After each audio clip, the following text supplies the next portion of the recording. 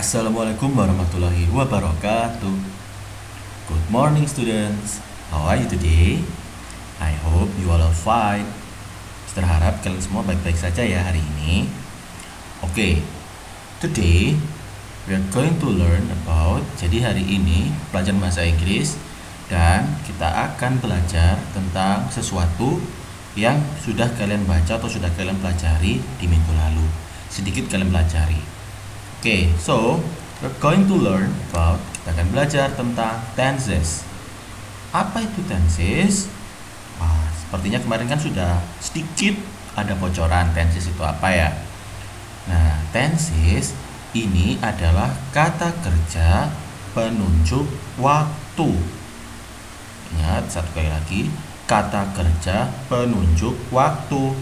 Contohnya, kata kerja yang menunjukkan waktu, misalnya hari ini, kemarin, besok, dan seterusnya dan lainnya. Nah, tenses ini adalah yang menunjukkan nih kira-kira kejadian itu terjadi kapan. Begitu. Nah, kemarin kan sudah ada game. Kalian kan sudah mengerjakan game dan gamenya keren kan? Kalian juga sudah dapat skor yang bagus-bagus. Berarti kalian sedikit banyak sudah paham tentang tenses. Nah, untuk memahami tenses, ada banyak jenis tenses, tapi kita akan fokus di salah satunya terlebih dahulu. Karena kalian masih SD, jadi kalian tidak perlu terlalu banyak mendapatkan materi tentang tenses. Nanti di SMP atau SMA bakalan lebih lagi membahas tenses. Alright, so now we talk about tenses, then we talk about time. Kalau kita bicara tentang tenses, kita akan bicara tentang time. Time ini adalah waktu. Waktu ya, kalian tahu ya. Waktu itu ada apa aja, kalian tahu kan? Ada 3 titik waktu. Oke, kita time travel, kita menjelajah waktu. Kalau waktu, kita terkenal atau kita mengenal dengan 3 titik waktu atau 3 masa. Nah, yang pertama, past. Past ini adalah masa lalu. Past, maaf kalau nggak kelihatan. Past. Oke, masa lalu. And then the second one, yang kedua, kita punya present. Present ini adalah masa sekarang, masa kini, saat ini. Nah, itu adalah present. And we have future. Future itu adalah masa depan, masa yang akan datang, yang akan.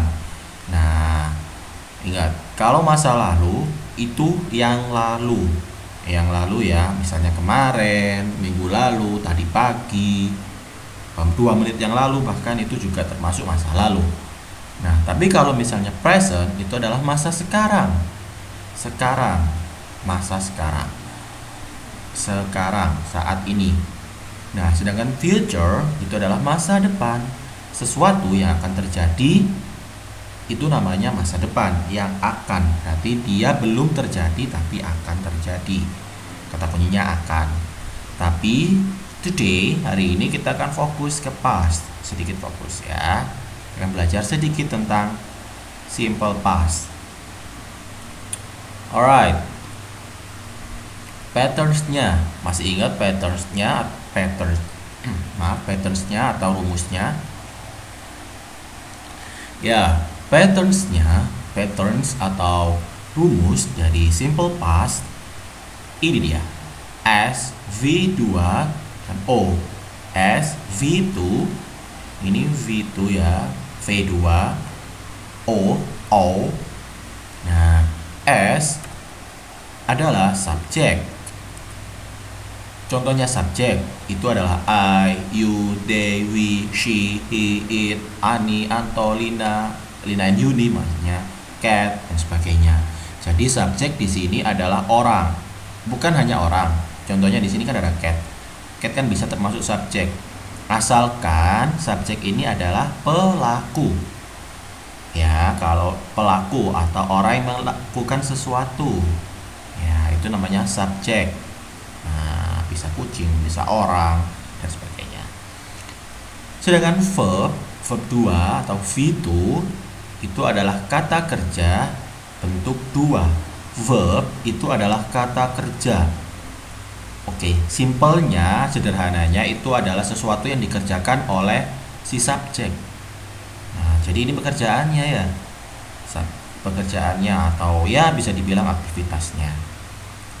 Nah, tapi dalam bentuk kedua, contohnya ada walked, want, studied, brought, and so on dan sebagainya. Ada walked, oke, tambahan ed ya karena bentuk 2, tapi tidak semuanya ditambahin ed. Ada brought, bring, jadi brought. Nah, kita tidak akan terlalu jauh membahas ini. Oke. Jadi kalau mungkin di SD bakalan lebih sering ketemu sama yang akhirannya ditambahin ed, ditambahin ed. Nah, itu berarti verb 2. Ingat ya, walk ini kan berjalan. Kalau berjalan biasa verb satunya kan walk tanpa ed kan. Nah, ini ditutupi gini, jadi kan walk, jalan. Tapi kalau verb 2 bentuk 2 ditambahin ed. Nah, yang selanjutnya adalah objek.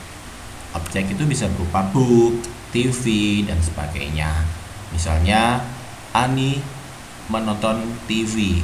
Nah, objeknya TV, sesuatu yang menjelaskan atau sesuatu yang mendukung sesuatu ya yang mendukung suatu kalimat. Oke. Paham ya? Nah, kemudian contoh kalimatnya, sentences-nya. Nah, ini dia. Contohnya, kalau walk, I walk to school. Saya berjalan ke sekolah. Atau you studied English yesterday. You studied English yesterday. Kamu telah belajar bahasa Inggris kemarin. Or atau Anita and Ali finished their homework last week. Anita dan Ali telah menyelesaikan PR mereka minggu kemarin. Nah, ngomong-ngomong, kok ada yesterday sama last week? Nah, ini adalah salah satu kunci atau ya kuncinya kalau itu adalah past, simple past. Jadi kalau kalian misalnya nemu kalimat yang ada kata yesterday-nya atau last week-nya, itu berarti kalimat itu adalah simple past. Nah, itu termasuk yang namanya time signal, sinyalnya atau clue-nya atau petunjuk waktu. Nah, contohnya itu yesterday itu artinya kemarin. Nah, kan karena masa lalu, jadi kan terjadi kemarin. Contohnya, saya minum susu kemarin. Saya menonton TV kemarin. I watched TV yesterday. Atau last week. Last week itu adalah minggu lalu. Nah, kayak tadi ya, Anita finished her homework last week. Ya, sudah mengerjakan PR-nya minggu lalu. Or this morning, pagi tadi. Ini misalnya kalian kalau ini sekarang sudah malam, terus kalian bilang kalau misalnya kucingnya tidur tadi pagi ya, atau pagi tadi, kalian bisa pakai this morning. Atau kejadiannya terjadi pagi tadi dan kalian baru bicara hari ini, sekarang saat malam, kalian bisa bilang this morning atau pagi ini. Contohnya, saya sudah mengerjakan PR pagi tadi, misalnya gitu. I finished my homework this morning. Nah, saya telah menyelesaikan PR saya pagi ini. Nah, kalian bicara ini saat malam. Gitu, paham ya? Nah, cukup sederhana. Mister yakin kalian sudah paham karena kemarin juga warming up ya, kalian juga sudah nilainya bagus-bagus. Oke, I think that's all from today. Jadi itu saja untuk hari ini. Thank you very much. Tetap jaga kesehatan, jaga kebersihan, tetap semangat dan selamat belajar. Wassalamualaikum warahmatullahi wabarakatuh. Good morning.